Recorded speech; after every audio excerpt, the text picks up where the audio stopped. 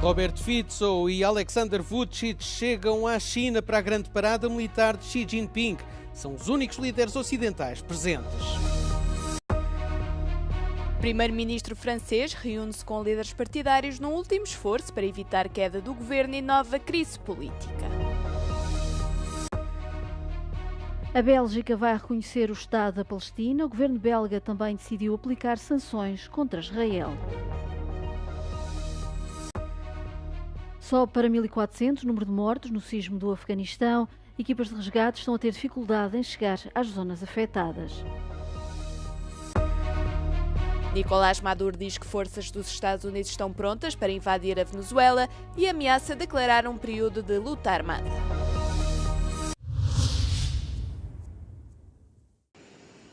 O presidente da Sérvia, Alexander Vučić, e o primeiro-ministro eslovaco, Robert Fico, chegaram à China numa demonstração de apoio ao líder chinês Xi Jinping.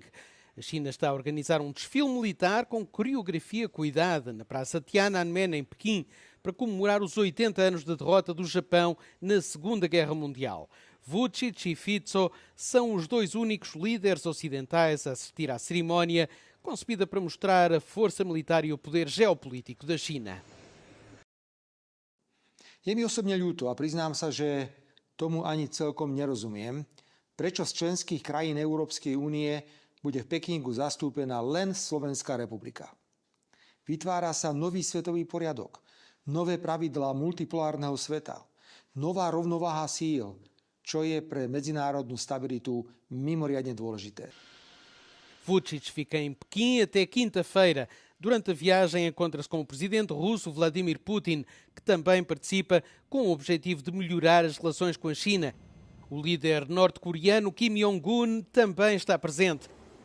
Pelo menos 26 líderes mundiais assistem à grande parada militar.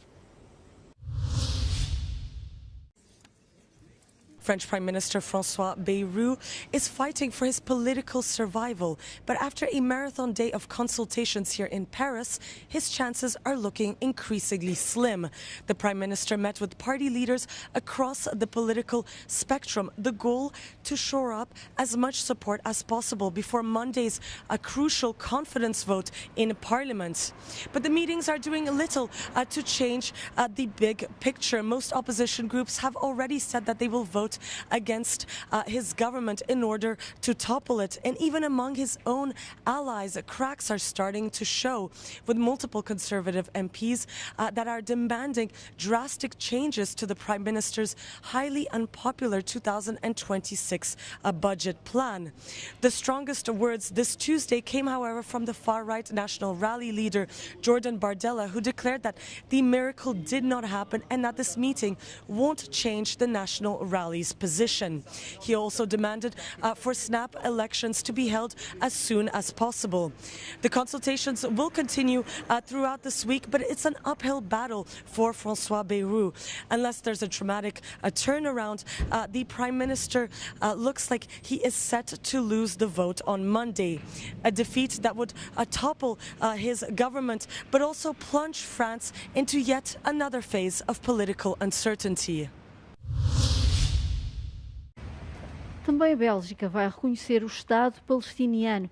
O reconhecimento formal vai acontecer na próxima Assembleia Geral das Nações Unidas, que decorre a partir da próxima semana. O anúncio foi feito pelo Ministro dos Negócios Estrangeiros da Bélgica, Maxime Prévost. Uma decisão que evita uma crise governamental, com os diferentes partidos da coligação a divergirem sobre como reagir à guerra em Gaza. Ik begrijp zeer goed dat het een gevoelig punt is, een heel gevoelig thema. We zien ook allemaal die beelden en iedereen is daardoor geraakt. Maar we moeten natuurlijk ook verder kunnen besturen met de problemen die hier nog op ons bord liggen, hier in Vlaanderen. En dat zijn er meer dan genoeg, zeker de komende maand.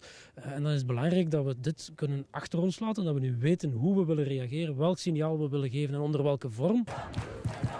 O governo belga também vai impor sanções aos ministros mais extremistas do governo de Netanyahu, proibir as importações de colonatos ilegais, restringir a exportação de armas para Israel e fazer uma revisão dos contratos públicos com empresas israelitas. Bruxelas junta-se assim a um grupo de países que decidiu nos últimos meses reconhecer a Palestina. Portugal também prometeu fazê-lo. Um dia depois do terremoto no Afeganistão, o número de vítimas continua a subir. As autoridades falam já em 1.400 mortos e pelo menos 3.000 pessoas feridas. Dos locais afetados chegam imagens como estas. Moradores das aldeias a procurarem eles próprios sobreviventes nos escombros e a levarem os mortos. Há também imagens de aldeias completamente destruídas.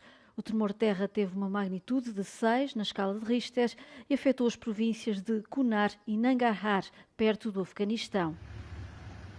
É uma zona montanhosa e de difícil acesso a que equipas de resgate como esta do Crescente Vermelho têm dificuldades em chegar. Para além dos jipes e dos helicópteros, há quem esteja a ir a pé para os locais afetados. Também por isso é difícil para as autoridades fazer uma avaliação total dos estragos. O número oficial de vítimas pode aumentar ainda mais. O presidente da Venezuela indicou que o país está pronto para declarar constitucionalmente um período de luta armada em caso de ataque por parte das forças dos Estados Unidos destacadas no Caribe. As afirmações de Nicolás Maduro surgem na sequência do reforço das defesas marítimas e da expansão da presença naval por parte da administração Trump nas águas próximas da América Latina. Nos últimos dias, Donald Trump ordenou o envio de navios de guerra para patrulhar as águas ao largo da Venezuela, numa tentativa de combater as ameaças dos cartéis de droga. Um oficial de defesa dos Estados Unidos revelou que 3 navios anfíbios, com uma força de mais de 4.000 marinheiros e fuzileiros navais, iriam juntar-se ao destacamento já existente na região. Maduro acusa a administração Trump de procurar uma mudança de regime em Caracas, considerando a escalada imoral, absolutamente criminosa e uma ameaça sangrenta. Numa entrevista à Euronews Romênia, o presidente do Partido Popular Europeu, Manfred Weber, afirmou que a interferência no GPS do avião de Ursula von der Leyen demonstrou que a Europa precisa de se unir para reforçar as suas defesas. The European level, the European Commission, Council and so on, is obviously a point of target for the Russian attacks, and that's why we have to strengthen also protecting our institutions on European level. Again, we want to have a peaceful and treaty-based and consent-based cooperation with all our partners. But if someone like Putin is becoming aggressive, is becoming brutal, takes our way of life into question, then we have to stand up and defend ourselves. Weber destacou o instrumento de empréstimo de 150 mil milhões de euros para impulsionar a produção de defesa e disse que não cabe apenas aos países da linha da frente fazer esse investimento. It's not that the responsibility of Romania, Poland and the Baltic countries to build up a European pillar of defense or a missile defense shield, for example. It's the responsibility for all Europeans. So all Italians, Spaniards, the German citizens also have to invest in our security to protect the east of Europe. And that's why the East Shield, to build up a strong defense on the east side of the European continent, is a joint European responsibility. Von der Leyen está atualmente a fazer uma viagem de 4 dias pelos países da União Europeia que fazem fronteira com a Rússia e com a Bielorrússia. As autoridades ucranianas anunciaram esta segunda-feira a detenção de um suspeito do assassinato do antigo presidente do parlamento ucraniano, Andriy Parubi, alegando um possível envolvimento russo. De acordo com o presidente da Ucrânia, Volodymyr Zelensky, o suspeito de 52 anos prestou um primeiro depoimento, estando atualmente em curso uma investigação. O chefe do Serviço de Segurança Ucraniano na região de Lviv declarou que existem informações operacionais que indicam o possível envolvimento dos serviços especiais da Federação Russa na organização do homicídio. O político foi um grande defensor da lei de 2019 sob a garantia do funcionamento da língua ucraniana como língua oficial, o que o tornou alvo de campanhas de propaganda e desinformação do Estado russo. Andriy Parubi foi morto a tiro em Lviv no sábado. Segundo as autoridades, o ex-presidente do parlamento ucraniano foi baleado 8 vezes com uma arma de fogo de cano curto. Foram encontrados apenas 7 cartuchos no local do crime. A polícia está agora a investigar se a vítima recebeu ameaças antes da sua morte.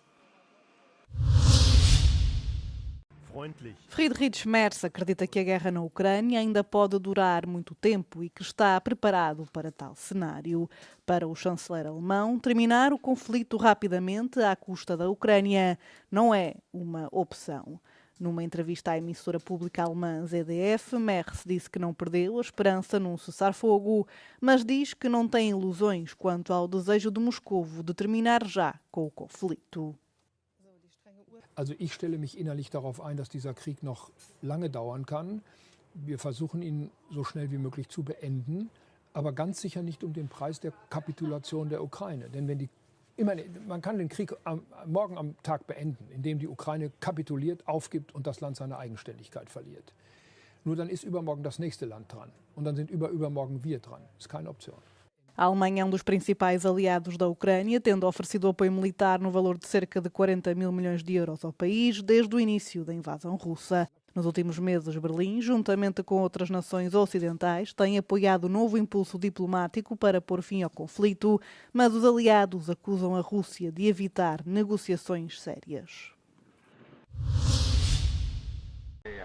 O Liverpool bateu o recorde de transferências na Premier League inglesa com a mais recente contratação. Os Reds asseguraram o ponta de lança sueco Alexander Isak, até agora a jogar no Newcastle por 145 milhões de euros.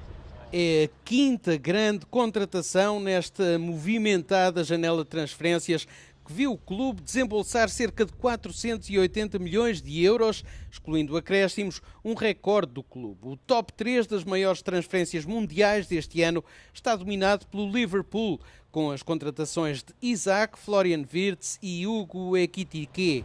A transferência marca o fim de uma saga de meses de rumores e disputas nos bastidores sobre o futuro do internacional sueco.